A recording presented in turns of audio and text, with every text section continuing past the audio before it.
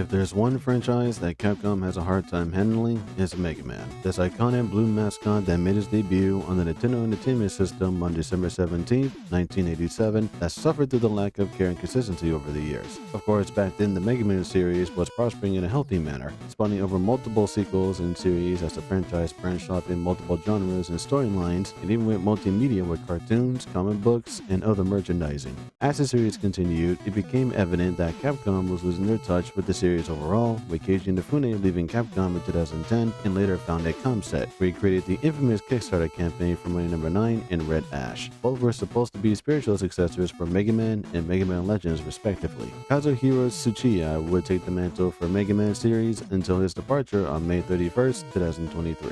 Ever since then, the Mega Man series has seen better days, with the recent releases being Legacy Collections and Gacha games. The last entry in the Mega Man series was Mega Man 11, which was universally praised by fans and critics alike, with 2 million copies sold overall. Despite the resurgence that the Mega Man series is going through, Capcom has devoted their efforts to other franchises that are more financially substantial, such as Street Fighter, Monster Hunter, and Resident Evil. Resident Evil has garnered multiple remakes and a few new games, most of which were very successful as they reviewed and sold well, thus making Resident Evil Capcom's profitable franchise. Street Fighter 6 was receiving more content, while Monster Hunter Wilds was hard at work, though this game was less favorable than the previous entries. Other recent released or announced titles include Kinitsugami, Path of the Goddess, Onimusha, which is receiving a remaster of an old entry and a new title entirely, a sequel to Okami that's being worked on by Hideki Kamiya, who previously worked at Platinum Games before leaving because of trust issues, and founded the new independent studio Clovers, an older Clover studio, and Pragmata, which has been Capcom's most anticipated title to date, with so many delays and barely any information until Capcom finally unveiled both gameplay and an estimate release date. Despite Capcom's efforts on other franchises, the Mega Man series has remained dormant ever since the release of Mega Man 11, with legacy collections of the Classic Series, X Series, Zero and ZX Series, and the Battle Network series. Even though Capcom has assured that they want Mega Man to be ongoing consistently, fans and critics alike have become furious and confused as to why Capcom hasn't made any Mega Man games as of late. This also applies to other franchises that haven't had a new game in years, such as Final Fight, Darkstalkers, and Power Stone to name a few. But Mega Man is the series that made Capcom one of the biggest names in gaming alongside other big names that are too many to list. Despite Capcom acknowledging that they want Mega Man to continue, no games were ever produced. But there were several recurrences for Mega Man in other pieces of media, but all people wanted was a new game. With all this said, I believe what the Mega Man series needs is a plan so that more games can be produced and well received by fans and critics. This is how Mega Man can return in full force. Personally speaking, I'm only experienced in 4 of the 7 entries in the series, those being Classic, X, Zero, and ZX. I've only seen videos of the Legend series as I never had a PlayStation 1 or Nintendo 64 on my own, and I have zero experience with the Battle Network and Star Force series, both of which are spin-offs. I mainly focus on the canon parts of the series, with Legends leaving me skeptical about this series being considered canon. As of now, there's no branching pathway between the ZX series and the Legend series, and even then, this series takes place 6,000 years in the future. Until I see how exactly ZX leads up to Legends, I'm counting Legends as a spin-off. Please don't take this personally, because I know how precious the Legend series is for a lot of people, and how frustrating the cancellation of Legends 3 was, all while incorporating other story elements from the other Mega Man installments. All I'm saying is that there needs to be an explanation, or revelation, as to how Legends has any relevance with what transpired from the Classic series leading up to the ZX series. So for these series, I am open as to how you, the viewer, want these franchises to return, both as a remake or a remaster of some sort, and also new entries. With that said, I'll be focusing on Classic, X, Zero, and ZX. In 2006, Keiji Inafune remade the first Mega Man game titled Mega Man Powered Up, a remake series of the original Mega Man that would have gone up to Mega Man 8. However, because of the poor sales of Powered Up, any future plans for the series were cancelled, though Keiji expressed his interest to continue Powered Up. Earlier this year, a Mega Man fan game was released that aims to polish the original game, all while adding features from Powered Up, such as playing as the other Robot Masters. Though I didn't agree with everything that Mega Man again does, such as swapping weapons or power-ups and E-chains, which the official classic games don't do, I can appreciate the revamping that went into this game. If Final Fantasy 1 through 6 can have a pixel remaster, then why can't the Mega Man series receive such a luxury? A pixel remaster with quality improvements that addresses every single problem the classic series has. For context, I don't like the classic series because of all the classic nonsense that the games have. Yellow devils, one-hit kill lasers, enemies popping from pits, too many spikes, weapons not refilling between Wally stages, bosses that require a specific weapon to do damage, and other design choices that I can't list on my mind because there are too many. I'm not saying that classic Mega Man is the worst series in the franchise, but there are certain design aspects that I don't agree with, which must be addressed. For me, I think Mega Man 1 through 6 definitely need the pixel remaster treatment, as those games, even the legacy collections, are rough to go through, especially the first 3 games. 9 and 10 also need to be addressed, as those games have noticeable downgrades when compared to more superior titles, specifically 7 and 8. I understand that 9 and 10 are supposed to be a return to form, but not everything should have gone back to square one. I would prefer a reimagining of the classic games, base included, where not only all the problems are addressed, but the games are more pleasant to go through. For me, Mega Man 7, 8, and 11 are the best Mega Man games out there, and even other entries such as Mega Man 4 through 6 are good in their own right, despite some questionable design choices. Of course, there's Mega Man Powered Up, which is heavily flawed due to how close everything is and how certain bosses and enemies are more difficult for no reason. Playing Mega Man again is the best method of playing Mega Man 1 right now, but the original game was aiming for the chibi art style anyways, so if Capcom were to revisit Mega Man Powered Up, I hope they give that game the revamping it needs, because this game has difficulty spikes that'll make even Mega Man and base blink. Yes, it can be that hard. So while the Legacy Collections preserve the original games for the most part, I believe a pixel remaster of Mega Man 1 through 6 is a good start. And though I think 7 and 8 are great games on their own way, these games can benefit having some tweaks as well. Can we have E-Tanks in Mega Man 8 please? 9 and 10? Dear God. I can appreciate a return to form for these games, but that doesn't mean they should suffer through downgrades because of it. No slider charge shot, no charging all the weapons, you have to choose either Mega Man or Proto Man instead of having a character swap. Weapons don't refill during the Wily stages, and Mega Man still need the energy rebalancer to refill weapons without swapping weapons. A reimagining for the classic series is a must in order for those games to be better. As for new games, it's time for the classic series to approach the X series faster than the snail's pace. Mega Man 11 addresses Dr. Light's research of robots with independent thought. So from my point of view, the classic series should adapt some aspects of the X series, such as upgrades that Dr. Light creates during his final moments that he embedded in capsules, searching for upgrades like in Mega Man 7, and finally showcasing Dr. Wily creating Zero. No, I'm not counting the power fighters. So for the future entries, it should focus on Dr. Light studying independent thought for robots further, while Dr. Wily creates Zero and the Maverick virus. Essentially, what Capcom should do with the classic series is create their own version of the Mega Man Unlimited ending, where Wily creates Zero, base fails to destroy Mega Man and Proto Man gets infected. So the key aspects are Wily creating Zero and the Maverick virus, Dr. Light focusing on his independent thought research, which leads to him creating X, Mega Man receiving upgrades that will later be incorporated for X, mostly using the double gear system.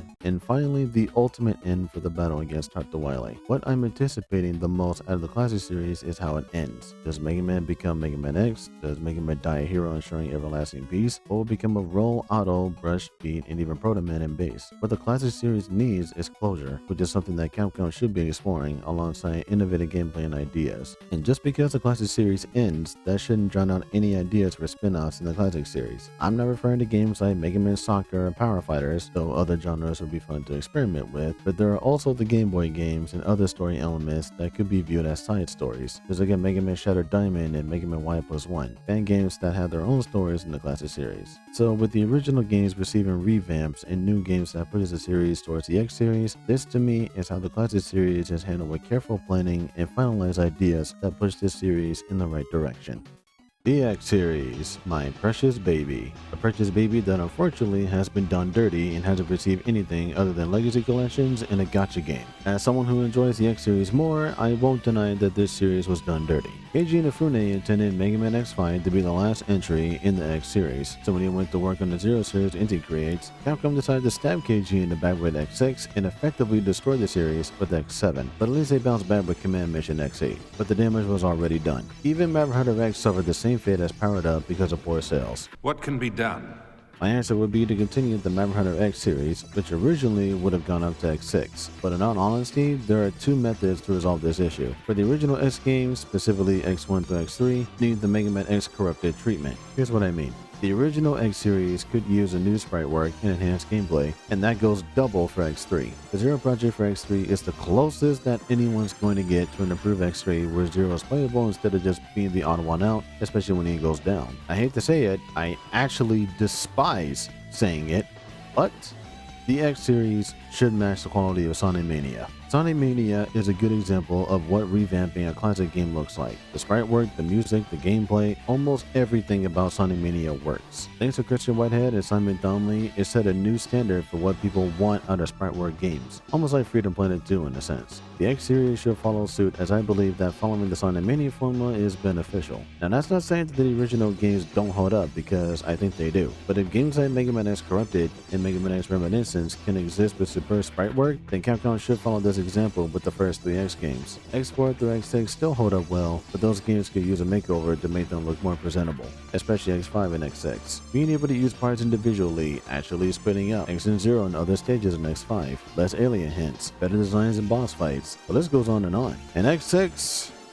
oh dear God, you want to talk about how Maverick Hunter X could fix the series? X6 could benefit from that immensely. Better writing, better gameplay, the nightmare system being similar to how stages change in X1, and to be completely honest, I don't think Zero should be playable. For context, a scientist known as Gate searches through the wreckage at the space colony Eurasia and finds a piece of Zero and develops the Zero Nightmare. So why not just rebuild Zero and infect him with the nightmare? Think how X fought Zero in X2, except that would be the penultimate fight before leading up to Gate, who's possessed by the Sigma virus. At least that's my headcanon. And speaking of how Maverick Hunter X could fix the series, X7 needs it more. When I think about fixing X7, I think of 2 games, Super Mario 3D World and Ratchet & Clank All for One. These are games that play like 2D games, going from point A to point B, in addition to local co-op with different characters, which was something that X7 was going to have, but it ended up getting cut. Mega Man X7 was made by a division from Capcom that mostly worked on Resident Evil games, so them making a Mega Man X game wasn't a good choice. Plus, there was the abysmal presentation, atrocious voice acting, lackluster gameplay, and amateurish execution. Mega Man X7 is without question the worst Mega Man X game ever made. So how can X7 not be the worst? First, there's the story.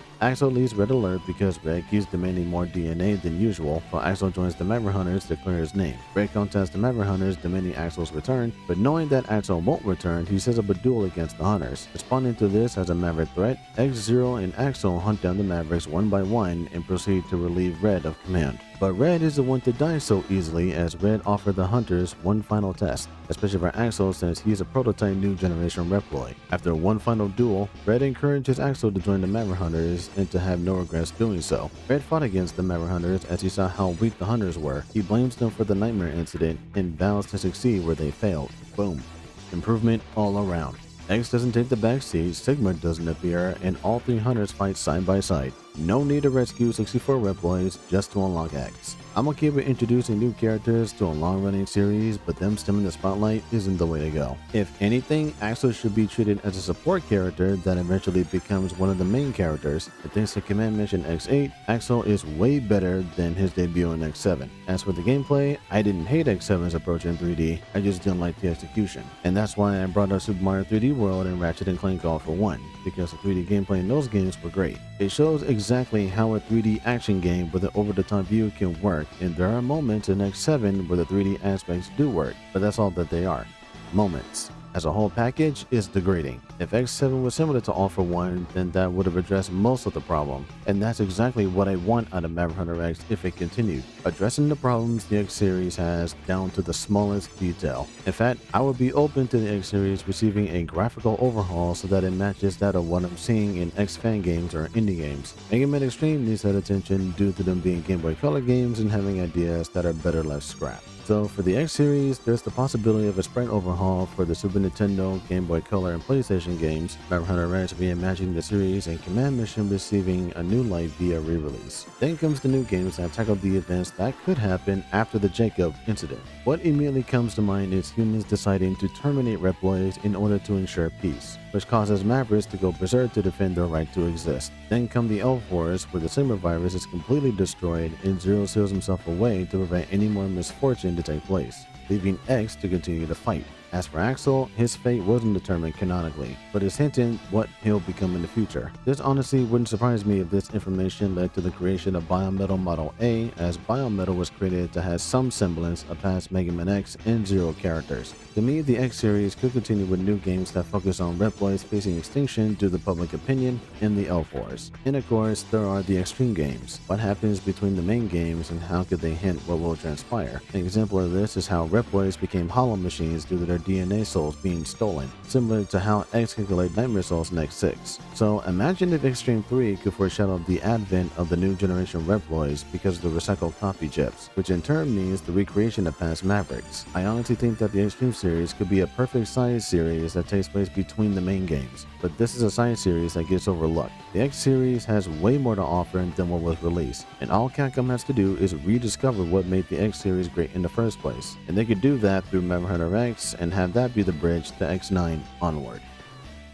The Zero series, the one Mega Man series that actually reached the finish line. It wrapped up nicely and ensured that someone would carry on Zero's legacy. Despite the Zero series concluding, the games themselves kinda hold up. The Game Boy Advance isn't as powerful as the Super Nintendo, but that's not to say that superb sprite work isn't possible. I've seen games on the Game Boy Advance where the sprite work could match that of a Super Nintendo game, but when comparing Mega Man Zero to, say, Metroid Zero Mission, Mega Man Zero kinda misses the mark on certain aspects. Even Sonic Advance has better sprite work, and that hurts to say. Plus, the Zero games were made by Integrate, so if they can pump out an enhanced version of the Gumball games, then just imagine what they could do with the Zero games, perhaps even the ZX games. And they were working on the third ZX game before it was cancelled. Besides a graphical overhaul, the games need to be more X than Zero. Simply put, the game punishes you for using Cyber L's. EX skills aren't earned if Zero is B rank or lower. Cyber L's need tons of crystals to evolve, and you're better off looking up recipes on the internet to figure out what to make. These are problems that the Zero games have that at first glance may come off as a minor inconvenience, but if you're trying to complete these games, good luck doing and collecting everything. Not only should the Zero games be more traditional like the X games, but also throw in the audio dramas. These are voice recording of the characters and certain story elements that could potentially be cutscenes, and these do have fan-made animations that bring these stories to life. So the Dream Zero games would be the current sprite work that Integrates is known for now, with more traditional gameplay in the X games, but the audio dramas incorporated with visuals that adds more depth to the lore, similar to the Day Sigma from Memory Hunter X. I've actually seen some fan sprite work of the Zero games, specifically Zero 3, where it looks more presentable compared to what was released on Game Boy Advance. And because these games were made for Game Boy Advance, that means that these games suffered through hardware limitations where not everything went according to plan. So Integrates going back to the Zero games with their current talents would be more beneficial, as I think they can breathe new life into the Zero series. And then some. Mega Man ZX is pretty much on the same boat as the Zero games. Even though the visuals surpass the Zero games, I still have minor issues with them. The map in ZX, getting the last sub-10 by collecting the health tanks in Area L over and over and over again, not every transfer having a teleport function, and the hard mode which removes life ups and sub-tanks, which ZX Advent also does, but ZX Advent has a better map, better method of handling side missions, but collecting medals when defeating pseudo-rays in a specific way should have been conveyed better. I believe that the ZX games visually are superior to the Zero games, but the ZX games play differently than Zero, as ZX relies on using different biometals or transformations. Zero relies on his own arsenal, from using the traditional Buster and Saber to the 3 rod variants and even the Shield Boomerang. ZX is all about playing with the powers of the legendary Reploids, from X, Zero, Axel to the Guardians of X, and the transformations of the defeated Pseudoroids in ZX Advent. Honestly, these games mostly hold up well, but the little problems could have been addressed. And of course, there's a third ZX game that was cancelled that would have continued where ZX Advent left off, but the hidden ending that you see when beating the game on hard mode. I'm not sure what the third game would have entailed, but if I had to guess, it would have been to bridge the gap between ZX and Legends, meaning that Master Thomas would wipe out the entire world of the current life and replace it with new ones. And the concept of controlling life or destroying life is evident in Mega Man Legends, so I can only imagine the third ZX game being the game to explore that plot point. And honestly, if that were to become true, then Legends could truly be canon. For me at least. And that's really a shame too, because any chance of bridging the gaps in these continuities could have worked if Capcom weren't constantly canceling games. In fact, Capcom canceling Mega Man games is not a problem that people have with this company. It's bad enough that Legends 3, the third ZX game, and any future plans for Powered Up and Maverick Hunter S were cancelled. But then there were other games that Capcom really shouldn't have cancelled. Remember Mega Man Universe, that Mega Man game where you can customize your own levels? Well, not only was that cancelled, but the concept of creating your own Mega Man levels became a reality with the fan game titled Mega Man Maker, where you can not only create your own level, but you can play as other characters. Rockman Online, a Korean MMORPG, was also cancelled due to the studio behind the development restructuring. Maverick Hunter was one of those games that would have been better off as something else. It wouldn't surprise me if this later became Pragmata to some degree, but this as a Mega Man title? No, I don't think so. And apparently, there was a fourth Mega Man Star Force game in the works, but this ended up getting cancelled due to poor sales of Star Force 3. Look, I know the games need to be profitable in order to garner more gains, and honestly, that's another problem that Capcom needs to tackle when it comes to Mega Man as a whole. If Nintendo with other companies can find the means to have Mario work in almost any game genre, then Capcom should do the same. The core of Mega Man should be action platforming with designs and concepts that are reliable. And there's nothing wrong with having sub-series that people can follow and understand. So while the main series is all about jumping and shooting, the sub-series can focus on Mega Man as a computer program. So there's the core platforming series and the RPG series, and there's the possibility of games that focus on other characters or just tackle different genres entirely. It's evident that Capcom wants to continue the Mega Man series, but they don't have the know-how or manpower to effectively pull it off. They've expressed how Mega Man is still a beloved IP and how they're adding people to some Mega Man team, and a Mega Man team is a necessity. There needs to be people within Capcom that knows and understands what Mega Man is so that they can develop games that matches the quality of the earlier games in the past, or what I'm seeing in fan games today. If need be, Capcom should outsource for Mega Man games, because what I'm seeing in these Mega Man fan games are what Capcom should have made or should be making. They say they need new ideas. They say they're adding people to a Mega Man team. They say that Mega Man is a highly valued IP, and yet there haven't been any changes. For the most part, it's just been Resident Evil and some Street Fighter Monster Hunter content on the side. And I am thanking God that other Capcom franchises are resurfacing. Just to get this out there, I am absolutely frustrated and tired of Resident Evil. Capcom made 2 new games, remade the 4th game, which still bewilders me, and a new game set for release in February of next year. Resident Evil is currently on a hot streak and will possibly blow up in popularity next year as the series turns 30. Mega Man X didn't receive anything for its 30th anniversary, and it's become apparent that Capcom doesn't hold Mega Man in high regard. And that's quite fitting with other franchises that need a revival but won't ever get one because the previous talent is leaving, retiring, or they just found a new calling in life. As much as I would love to have the Mega Man series return, what really needs to happen is Capcom having a team that specializes in other Capcom properties that hardly get anything that can have that resurgence that dormant franchises need. In contrast with the Mega Man franchise, at least from my point of view, the resurgence needs to be about discovering what made the series great in the first place, all while developing future titles with new and innovative ideas that can be proven substantial. If Koshi Nakanishi can find the means to create Resident Evil Requiem, then the same should be said for the Mega Man series. A well-established plan that can get Mega Man to where it needs to be after suffering through half-baked ideas, canceled games, and re-releases of old games via legacy collections. This is more than just making new games. This is Mega Man returning in full force, and I am curious as to how you would breathe new life in this series, mainline, spin-off, or otherwise. Any suggestions or critiques is highly appreciated, but in a respectful and mature manner. This is about a series that I'm sure a lot of people have grown some attachment to and want to succeed and see more of. And in order for that to happen, there needs to be an established plan that can be substantial and acceptable and worked by a team that has the will and the know-how to see this plan in fruition. Until then, we unfortunately have one game to play before that time comes, the waiting game. At least there are some fan games to look forward to, even if some of them take a lifetime to finish.